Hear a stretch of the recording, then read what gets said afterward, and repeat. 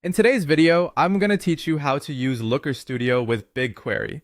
If you're diving into data analysis and looking to leverage Google's powerful tools, this tutorial is for you.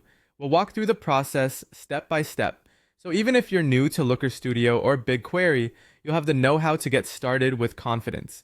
First up, head over to Looker Studio.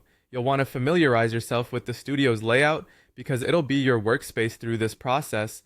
Once there, look towards the top of the interface and you'll find the Create button. Clicking on this will open a drop-down menu with several options. From here, select Data Source, as we're going to link Looker Studio with your data housed in Bigquery. The next part is clicking on Bigquery. This is where the magic happens, as Bigquery is the destination we're aiming to connect. When you select it, you'll be prompted to choose the data you'd like to work with. This can be either through connecting directly to a specific table or by crafting a custom SQL query. You'll have the flexibility to choose according to your project needs.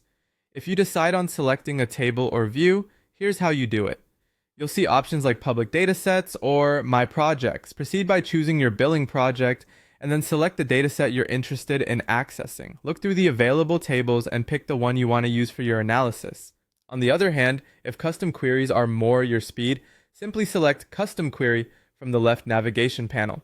Enter your billing project ID, and within the Enter Custom Query section, paste the SQL query you've prepared. This allows you to fine-tune exactly what data you'll be pulling into Looker Studio for analysis.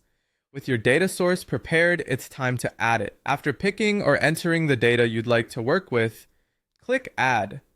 You'll notice a new data source is added to your report, and a default table appears on the canvas. Now comes the creative part, customizing your report. Look to the Properties panel on the right. This is where you can adjust data parameters, modify the style, and select different charts to best represent your data visually.